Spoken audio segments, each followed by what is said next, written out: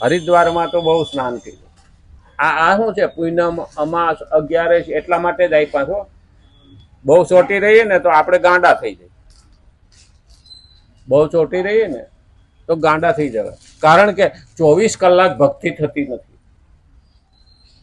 જેવી રીતે મીઠાઈ ખાઈએ ને તો ભેગું કંઈક ચટપટું પણ જોઈએ, એમ સંસારની અંદર ભક્તિ કરતા કરતા બધું જ કરવાનું છે. એટલે ભગવાને 2 શબ્દ આપણને આપ્યા છે, કર્તવ્ય અને કર્મ.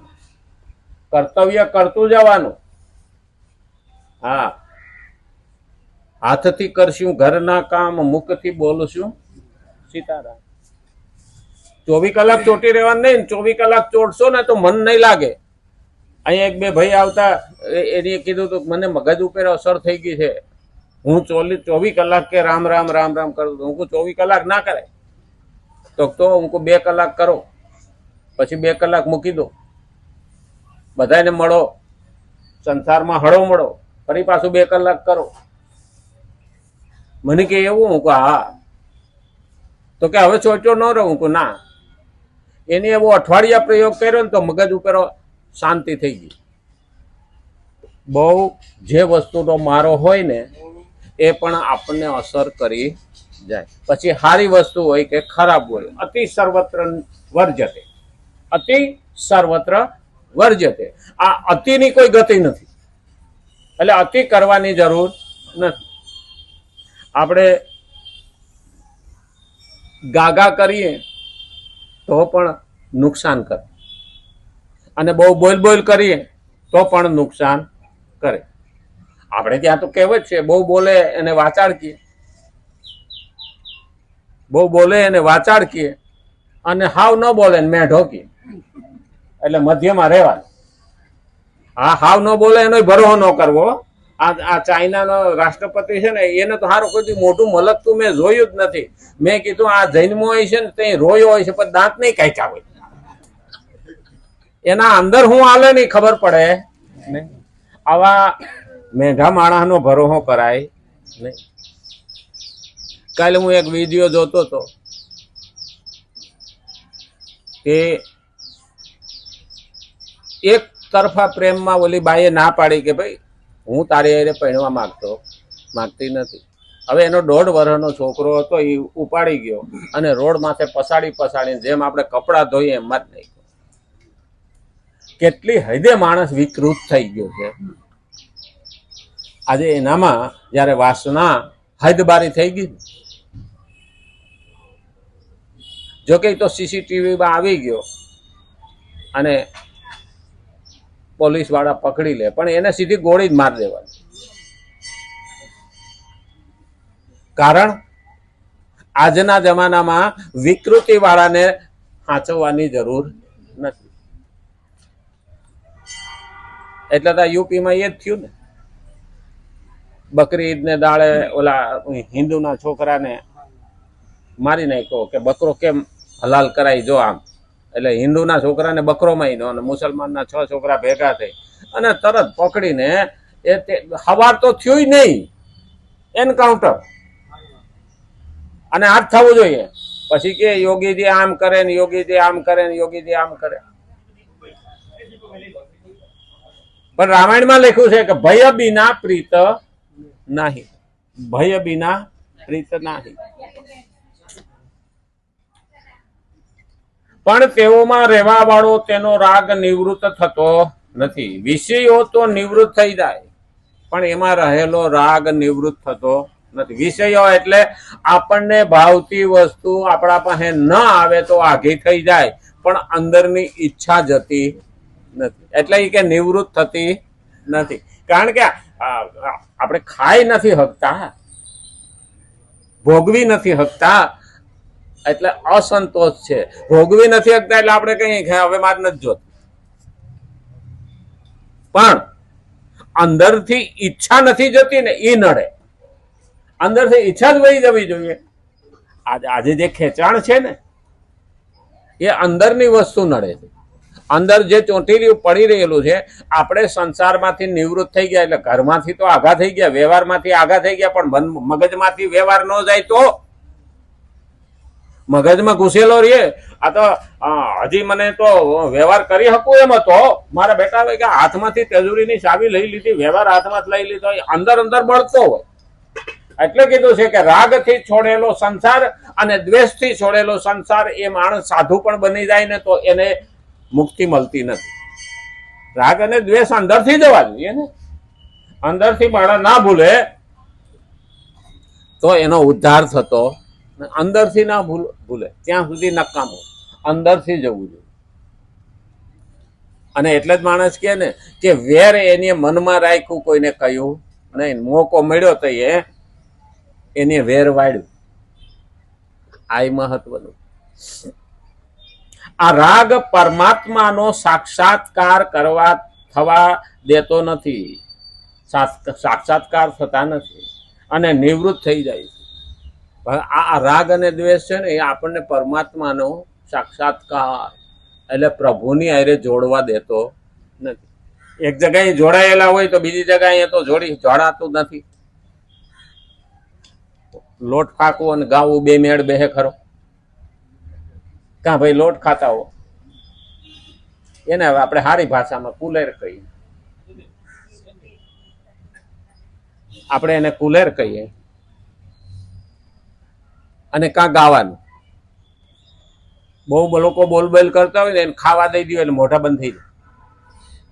કાં ખાવાનું થાય ને કાં ગાવાનું થાય, બે હારે થાય નહીં. એટલે કાં રાગને પકડી રાખો, કાં દ્વેષને પકડી રાખો, અને કાં તો ભક્તિને પકડી રાખો. જો રાગ દ્વેષ કાઢી નાખો તો ભક્તિ આવે. તો કાઢવી કેવી રીતે? તો વાળવાની. વાળવું કેવી રીતે? તો રાગ એટલે ખેંચાણ. ખેંચાણ કોનું રાખવાનું? ભગવાનનું. અને દ્વેષ અધર્મ સાથે.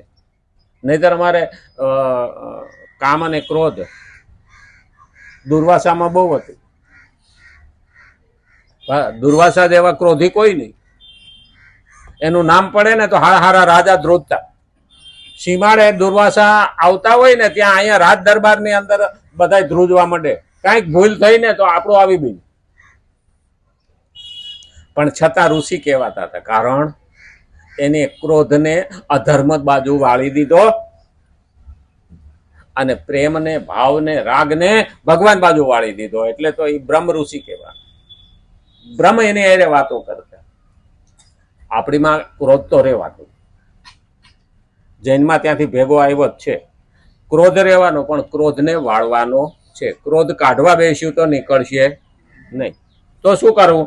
ભગવાન બાજુ વાળી દઈએ તો અધર્મ આવે નહીં અને પ્રભુને પ્રેમ થાય. ખાલી સ્થાન બદલવાનું. હવે આપણે ગામડામાં ફળિયામાં નળ હોય અને ત્યાં પથરો મેલેલો હોય, પછી ત્યાં આપણે વાહણ ઘસીએ ને પાણી ભરીએ ને આ કરીએ ને તે કરીએ ને પછી નળ લીક થઈ જાય. લીક હોય ને નળ સતત પાણી ત્યાં વહેતું રહીએ. હવે એ સામે ખાબોચિયું ભરાય અને એમાં પછી મચ્છર થાય ને એ મચ્છર આપણને કરડે ને આપણે માંદા પડીએ ને એ દવામાં પૈસા જાય ને શરીર બગડે ને આવું બધું થાય કે ન થાય? તો શું કરવું જોઈએ? તો ત્યાંથી એક નીક બનાવી નાખીએ. ધોરીઓ કહીએ ને આપણે, એક નીક બનાવી નાખીએ અને એ નીકની બે બાજુ આપણે ફૂલ ઝાડ વાવી દઈએ તો એ પાણી પણ જાય, ભેગું પણ ન થાય અને ફૂલ ઝાડ થાય તો એ ભગવાનને પણ ચડે. બસ આ જ કરવાનું છે જીવન. જે આપણે બગાડ થાય છે એને ક્યાં વાળી દઈએ? ભગવાન તરફ વાળી દઈએ ને તો એ સારામાં ઉપયોગ થાય. આપણે હવારમાં મંદિરે આવીએ ને, મંદિરે હવારમાં આવવાનો મુખ્ય હેતુ જ છે કે રાતે આપણે સુતા પછી મન, બુદ્ધિ, ચિત્ત અને આત્મા પવિત્ર હોય. મારી તારી કરી નથી, હાઈ વોયમાં પડ્યા નથી. એટલે હવારમાં ઉઠવા વાળાનું અમે બીપી માપીએ ને તો માપે હોય, પણ હાજે માપીએ ને તો 10 પોઈન્ટ વધેલું હોય. કાં આખા દાડાની હાઈ હોય કરીને આવે. પેલું યાદ રાખવાનું, હવારમાં ભગવાન પાસે જાઉં ને તો આપણું મન છે ને એટલું પવિત્ર હોય, શાંત હોય, સુંદર હોય અને ઉત્તમ હોય. અને એ ભગવાનના દર્શન કરીએ ને તો આપણો આત્મા પવિત્ર થઈ જાય, આ આંખો પવિત્ર થઈ જાય, મન, બુદ્ધિ, ચિત્ત બધું પવિત્ર થાય. એટલા માટે હવારમાં આપણે ભગવાન પાસે જઈએ. બધું કામ મૂકીને માણસ હવારમાં મંદિરે જાય છે અને એટલે જ કે છે અમારે તો એક ભાઈ ભણેલો હતો, પ્રોફેસર હતો, ઇકોનોમીનો પ્રોફેસર હતો. મને મંદિરે લોકો જાય છે ત્યાં સુધી આપણો દેશ આગળ આવવાનો નથી. મેં કીધું કેમ? આવી જરૂર છે ને આવી જરૂર છે ને મંડી ગયો, કેટલી વાતો કરવા માંડ્યો. એટલે એની આમ ખિસ્સામાંથી સિગારેટનું પાકીટ કાઢ્યું ને એને પીવાનું કહ્યું. ઓલી 555 કહેતા ને એ. મેં કીધું હા એ બહુ મોંઘી આવે કે. હું કેટલી એ સમયમાં 50 રૂપિયાનું આવતું પાકીટ. હું કહું આ તમે પીઓ છો, પ્રોફેસર છો, મોટા સાહેબ છો, કોલેજમાં ભણાવો છો અને આ પીઓ છો? તો મારા મનને આનંદમાં રાખવા હાટું થઈને હું સિગારેટ પીવું છું. મેં કીધું પણ આ સિગારેટના પેકેટ ઉપર તો લખ્યું છે કે સિગારેટ પીવાથી કેન્સર થાય, બીમારી આવે. તો કે હા મને ખબર છે ને કે અંગ્રેજીમાં લખેલું છે. હું તોય પીઓ છો, જાણો છો તો પીશો તો? હા કે મારા મનને આનંદમાં રાખવા. હું કહું તો અમારા ગામડાના અભણ માણસો સવારમાં ઉઠે, નાઈ ધોઈ અને હાલતા હાલતા મંદિરે જાય અને ભગવાનના દર્શન કરે ને તો એનું મન આનંદમાં આવી જાય. હું કોઈને નો કેન્સર થાય, નો ડોક્ટરને કહેવું પડે કે હાલવા જાઓ, કારણ કે હાલીને જાય છે અને એને આખો દાડો આનંદમાં જાય. નો એ હારા કે તમે હારા? આ લોકો મંદિર જવાની પાછળ તમે મને સલાહ આપો છો એ કે હારું વિચારવા જેવું તો ખરું. હું કહું તમે આનંદ કરવા માટે સિગારેટ પીઓ ને એને પેટ થોડું પીવાય?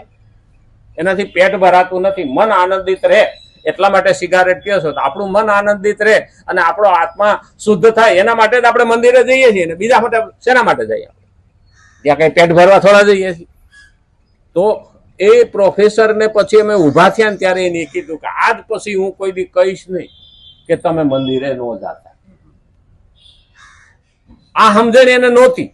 આ સમજણ આવી ને, નહીતર એ લોકોને એમ જ હતું કે અંધશ્રદ્ધાળુ મંદિરે જાય. ના, મંદિરે જવાની પાછળનો બહુ મોટો હેતુ છે. મન, બુદ્ધિ અને આત્મા આ તો પવિત્ર થાય પણ ભેગું તન હોત પવિત્ર થાય. કારણ કે એવી પવિત્ર જગ્યામાં આપણે જઈએ છીએ. હરિદ્વાર નો જાત ન્યાય ગંગા છે ને અહીંયા લોટી ભરીને લાવીએ એ ગંગા છે. પણ ત્યાં જવાની જગ્યા પવિત્ર છે, પાણી પવિત્ર છે, મન પવિત્ર થાય. ત્યાં ગયા પછી આપણા ઉપર રહેલો સંસારનો ભાર હળવો થઈ જાય. એ જો પ્રભાવ ના હોય તો કોણ રોજ જવાનું છે? ત્યાં કોણ ધક્કો ખાવાનો? બહુ મહત્વના પોઈન્ટ છે. ટાઈમ થઈ ગયો નહીં? રામચંદ્ર ભગવાન, કૃષ્ણ કનૈયા લાલ, ગજાનંદ ગણપતિ ભગવાન નમઃ. હર હર મહાદેવ.